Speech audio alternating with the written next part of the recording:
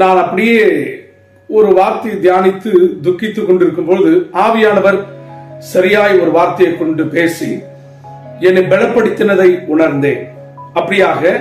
அப்படிப்பட்ட வசனம் என்ன வார்த்தை? அது வேதத்திலிருந்து நமக்கு சொல்லப்படுகிறது.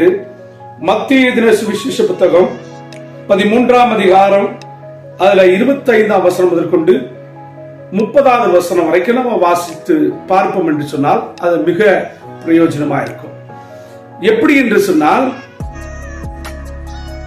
பயிரானது விதைக்கும் போது, தானியத்தை விதைக்கும் போது நெல்மணி தான் விதைப்பார்கள். நெல்லோ கோதுமையோ மற்ற எந்த தானியத்தை விதைக்கும் போது மணிகளை மாத்திரம் தான் விதைப்பார்கள். ஆனா பயிர் முற்றி வரும் பொழுது புல்லும் அதோடு கூட சேர்ந்து வளர ஆரம்பிக்கும். யாரும் கண்டுபிடிக்க முடியாது. எப்படின்னா, அது வளர்ந்து முத்தின பிறகு கதிர்விடும் பொழுதுதான் தெரியும் இது தானியம், இது புல் அப்படின்னு சொல்லி. அப்போ அது வரைக்கும் கண்டுபிடிக்கவே முடியாது. ஆனா ஒண்ணு அழகான வார்த்தை நம்ம மத்தியில இங்க பேசுகிற வார்த்தையை நாம் கவனிக்க முடிகிறது. சத்ருவாகப்பட்டவன், வேதம் சொல்லுகிறது 25வது வசனத்துல, அவன் தூங்கும் போது விசுவாசிகள், அதாவது மனிதன் தூங்கும் போது, விசுவாசிகள் தூங்கும் பொழுது அவன் ராத்திரியில வந்து அவன் விதைகளை விதைத்து கடந்து போவான். அத நீ போயிட்டு விதைத்துட்டு தானிய மணிகளை விதைத்துட்டு வருவ, அவன் அதோடு கூட சேர்த்து விதைகளை, அதாவது பயிர் நிலங்கள் மத்தியில புல்லுகளை விதைக்கிறதும் முள்ளுகளை விதைக்கிறதும் அவனுடைய வேலை. ஆனா அது நாளடைவுல அது முளைவிட்டு அது வளர்ந்து அது வரும் பொழுது நாம் கண்டுபிடிக்கவே முடியாது. காரணம், ஈக்குவலா இருக்கும். தானியமும் முள்ளும் ஈக்குவலா வளரும். அதாவது புல்லும் தானியமும் சரியாய் ஒண்ணுக்கு கண்டுபிடிக்க முடியாது. எது பயிர், எது புல்லு என்று சொல்லி, நமக்கு களை எது என்று சொல்லி நமக்கு தெரியவே தெரியாது. நிச்சயமாகவே சத்துரு விதைக்கிற எல்லா விதைகளும் அப்படிதான் இருக்கும். நம்முடைய சபையிலும் சரி, சபைகளிலும் சரி, குடும்பத்திலும் சரி, தனிப்பட்ட வாழ்க்கையிலும் சரி, உன் ஆவிக்குரிய வாழ்க்கையிலும் சரி, எதிரிகள் உன் கூடவே இருப்பார்கள். உன் வீட்டிலே இருப்பார்கள். உன்னோடு கூட பந்திடுவார்கள், உன்னோடு கூட சாப்பிடுவார்கள், உன்னோடு கூட நல்ல உறவோடு கூட உறவுன்னு சொல்லி உன்னோடு கூட அவர்களை மாறி சிநேகிதர், அவர்களை மாறி எனக்கு உறவு வேறு யாருமே இல்லை என்று தோணுகிற அளவுக்கு அப்படியா இருக்கும்.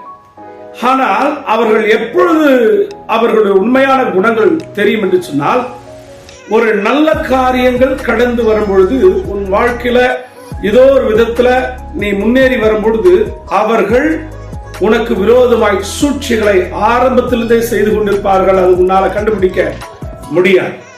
ஆனால் ஆவியானவர் மிகவும் துல்லியமானவர், உன் கூட பயணிக்கிறவர். அவர்களை குறித்து அடிக்கடி ஒரு மனசுல ஒரு வார்த்தையை உனக்கு போடுவார். அந்த நம்ம என்ன பண்ணுவோம், தப்பா நம்ம யோசிக்கிறோமா, இல்ல இவங்க அப்படி கிடையாது, நம்மளுடைய சுய எண்ணம் அப்படி நம்மள யோசிக்க தோணுதா அப்படின்னு தோண ஆரம்பிக்கும். ஆனா அது உண்மை கிடையாது. ஆவியானவர் வெளிப்படுத்துகிறது தான் சரியானது. காரணம், ஒரு மனிதன் நம்மளோடு கூட பயணிக்கும் போது நம்ம ஆவிக்குரிய தளங்கள், நம்முடைய ஆவிக்குரிய விஷயங்கள், தனிப்பட்ட விஷயங்கள்ல நம்மள ஓவர்டேக் பண்ணுவாங்க. சில நேரத்துல வார்த்தையிலயோ செயலையோ ஓவர்டேக் பண்ணுவாங்க. அதெல்லாம் கூட நம்மளால யூகிக்க முடியாது. ஆனா ஆவியானவர் புரிய வைக்கிறது தான் சரியானது. நம்ம அப்படி நிதானித்து அதை யூகிக்கக்கூடிய, அதை உள்வாங்கக்கூடிய அப்படிப்பட்ட பொறுமை நமக்கு இருக்காது. ஏன்னா அவங்க மேல வச்சிருக்கிற சிநேகிதம் அப்படிப்பட்டது. காரணம், அவங்க சாதாரணமானவர்கள் அல்லவே. நம்முடைய உறவோடு உறவாய், மாம்சத்தோடு மாம்சமாய், நம்மளோடு கூட நெருங்கினவர்களா இருக்கும் பொழுது அப்படியாக மாம்சிகமா தான் நம்ம யோசிக்க, ஆவிக்குரிய பிரகாரம் அவர்களை யோசிக்கவே நிச்சயமா நமக்கு நிதானம் போதாது. ஆனால் பயிர் முற்றி வளர்ந்து வரும் போது இது வேற கதிர், புல் வேற கதிர், ரெண்டும் ஈக்குவலா வளரும். புல் வேற, மணி வேற என்றதை நாம் கண்டுபிடிக்க முடியும். நிச்சயமாகவே உங்களுடைய வாழ்க்கையில நிறைய உங்களுக்கு விரோதமாய் துரோகிகள் இருக்கலாம், எதிரிகள் இருக்கலாம். அவங்களுக்கு நீங்கள் சரியாய் புரிந்து கொள்ளக்கூடிய பக்குவம் தேவ சமூகத்துல காத்திருக்கும் போது அப்பொழுது ஆண்டவர் தெளிவாய் அவர் வெளிப்படுத்துவார். நீ அங்க ஒரு ஃபுல் ஸ்டாப் வைக்க வேண்டியது அவசியம், ஒரு கரும்புள்ளி வைக்க வேண்டியது அவசியம்.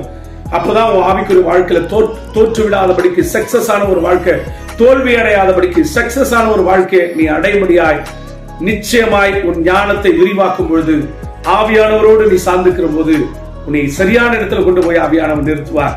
தோல்வியை கண்டு பயந்துராத, ஏமாற்றங்களை கண்டு பயந்துராத, துரோகத்தை கண்டு பின்வாங்கிறாத, துரோகத்தை கண்டு சோர்ந்து போகாத. என் ஆவியானவர் நிச்சயமாய் உன்னை முன்னுக்கு கொண்டு போவார். அவரை மாத்த நீ சார்ந்து.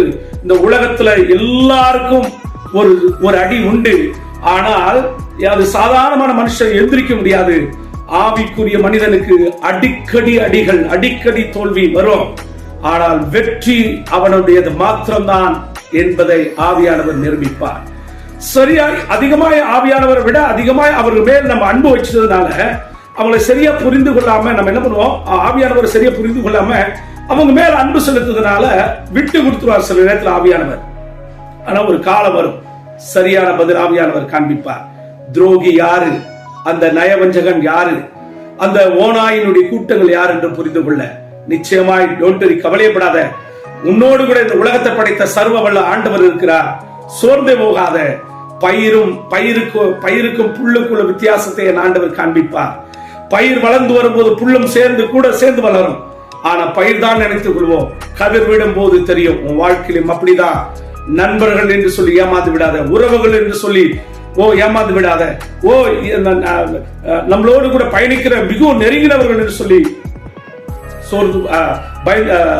நம்பி விடாத. என் ஆவியானவர் சரியான நேரத்தில் அவர்களை புரிய வைப்பார். அவர்கள் துரோகிகள் என்று சொல்லி.